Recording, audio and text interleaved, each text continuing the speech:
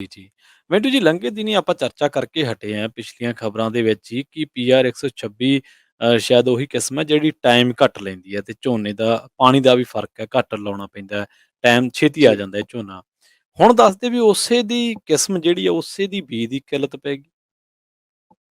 ਹਾਂਜੀ, ਦੇਖੋ ਇਹੀ ਚੱਕਰ ਹੈ ਨਾ ਕਿ ਜਦੋਂ ਸਾਡੇ ਇੱਥੇ ਕੋਈ ਵੀ ਚੀਜ਼ ਜਿਹੜੀ ਹੈ ਉਹ ਥੋੜ੍ਹੀ ਪ੍ਰਚਲਿਤ ਹੋ ਜਾਂਦੀ ਹੈ, ਹੂੰ, ਤਾਂ ਹੁੰਦਾ ਕੀ ਹੈ ਕਿ ਉਹਦੀ ਜਾਂ ਤੇ ਸਪਲਾਈ ਘੱਟ ਕਰ ਦਿੱਤੀ ਜਾਂਦੀ ਹੈ ਮੁਨਾਫਾਖੋਰੀ ਵਾਸਤੇ, ਜਾਂ ਉਹਦੀ ਥੁੜ ਵੈਸੇ ਹੀ ਪੈ ਜਾਂਦੀ, ਜੀ। ਕਿਉਂਕਿ ਸਾਰੇ ਫਿਰ ਉਧਰ ਨੂੰ ਹੋ ਤੁਰਦੇ ਨੇ।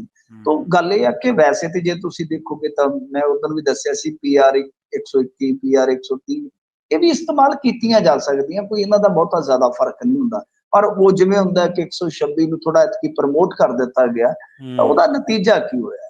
ਜੀ।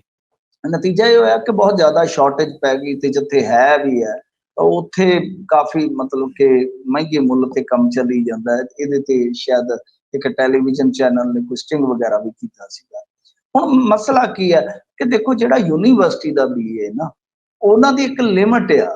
ਜੀ। ਹੁਣ ਜੇ ਮੰਨ ਲਓ ਆਪਾਂ ਬਜੌਤ ਦਾ ਹਿਸਾਬ ਕਿਤਾਬ ਲਾਉਣਾ ਹੋਵੇ, ਤੇ ਇਹ ਤੇ ਹੁਣ ਜਿੱਦਾਂ ਖੇਤੀਬਾੜੀ ਯੂਨੀਵਰਸਿਟੀ ਹੈ ਲੁਧਿਆਣਾ ਵਾਲੀ, ਉਹ ਤੇ ਕਹਿੰਦੇ ਆ ਕਿ ਜਿਹੜਾ ਪੀਆਰ 126 ਉਹ ਮਹਿਜ਼ ਅਸੀਂ 2600 ਕੁਆਂਟਲ ਹੀ ਤਿਆਰ ਕਰਦੇ ਹਾਂ। ਹੁਣ ਠੀਕ ਹੈ। 2600 ਕੁਆਂਟਲ, ਜੇ ਤੁਸੀਂ ਦੇਖਣਾ ਹੋਵੇ ਕਿ ਬਈ ਕੋਈ 25 ਲੱਖ ਜਾਂ 5 ਲੱਖ ਵੀ ਲਾ ਲਓ ਕਿ ਹੈਕਟੇਅਰ ਰਕਬਾ ਜਾਂਦਾ ਹੈ, ਜੀ।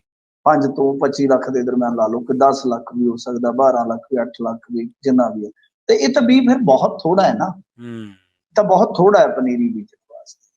ਸੋ ਇਸ ਕਰਕੇ ਫਿਰ ਤੁਹਾਨੂੰ ਬਹੁਤ ਵੱਡੀ ਤਾਦਾਦ ਚਾਹੀਦੀ ਹੈ ਨਾ, ਬਹੁਤ ਵੱਡੀ ਮਾਤਰਾ ਚਾਹੀਦੀ ਹੈ, ਤਾਂ ਜੀ। ਉਹ ਤਿਆਰੀ ਸ਼ਾਇਦ ਪਹਿਲਾਂ ਕਰਨੀ ਚਾਹੀਦੀ ਸੀ ਹੂੰ, ਕਿ ਬਈ ਜੇ ਅਸੀਂ ਇਹਨੂੰ ਪ੍ਰਮੋਟ ਕਰਨਾ ਹੈ ਕਿ ਜਿਹੜੀ ਕਿਸਮ ਕੋਈ ਵੀ ਲੇਟ ਲਾ ਕੇ ਛੇਤੀ ਪਕਾਈ ਜਾ ਸਕਦੀ ਹੈ, ਜੀ। ਤੇ ਜ਼ਾਰਾ ਜੀ ਗੱਲ ਹੈ ਉਹ ਤੁਹਾਨੂੰ ਫਾਇਦੇਮੰਦ ਵੀ ਹੈ, ਤੇ ਹੂੰ, ਉਹ ਫਿਰ ਜਿਹੜੀ ਹੈ ਉਹ ਪ੍ਰਚਲਿਤ ਵੀ ਹੋਵੇ। ਜੀ। ਕਿਉਂਕਿ ਗਾਂ ਮੋਇਸਚਰ ਦਾ ਰੌਲਾ ਪੈ ਜਾਂਦਾ ਨਾ, ਤੁਹਾਨੂੰ ਪਤਾ ਜਦੋਂ ਹੂੰ, ਸਤੰਬਰ ਸਟਾਰਟ ਹੋ ਜਾਂਦਾ ਹੋ ਤਾਂ ਜਾਂਦਾ। ਮੋਇਸਚਰ ਇੱਕ ਸਮੱਸਿਆ ਬਣ ਜਾਂਦਾ ਮੌਸਮ। ਜੀ, ਬਿਲਕੁਲ। ਇਸ ਕਰਕੇ ਇਹ ਹੁਣ ਕਿੱਲਤ ਹੈ। ਤੇ ਹਾਲਾਂਕਿ ਜਿਹੜੇ ਡਾਇਰੈਕਟਰ ਸਾਹਿਬ ਨੇ ਉਹ ਤਾਂ ਕਹਿੰਦੇ ਨੇ ਕਿ ਸਾਡੇ ਕੋਲ ਮੌਜੂਦ ਹੈ, ਹੂੰ, ਪਰੰਤੂ ਬਈ ਕਾਫੀ ਜ਼ਿਆਦਾ ਕਿੱਲਤ ਜਿਹੜੀ ਆ ਉਹ ਮਹਿਸੂਸ ਕੀਤੀ ਜਾ ਰਹੀ ਹੈ ਹੇਠਲੇ ਪੱਧਰ ਤੇ, ਕਿਉਂਕਿ ਕੁਝ ਦਫ਼ਤਰੀ ਗੱਲਾਂ, ਕੁਝ ਫਾਰਮੈਲਿਟੀ ਦੀਆਂ ਉਹ ਚੀਜ਼ਾਂ ਤੇ ਅਲੱਗ ਹੁੰਦੀਆਂ, ਪਰ ਜ਼ਮੀਨੀ ਹਾਲਾਤ ਤੁਹਾਨੂੰ ਸਭ ਨੂੰ ਪਤਾ ਹੀ ਹੈ ਕਿ ਵੱਖਰੇ ਹੁੰਦੇ ਆ। ਤੇ ਇਹ ਪੀਆਰ 126 ਦਾ ਥੋੜਾ ਜ਼ਰੂਰ ਆ।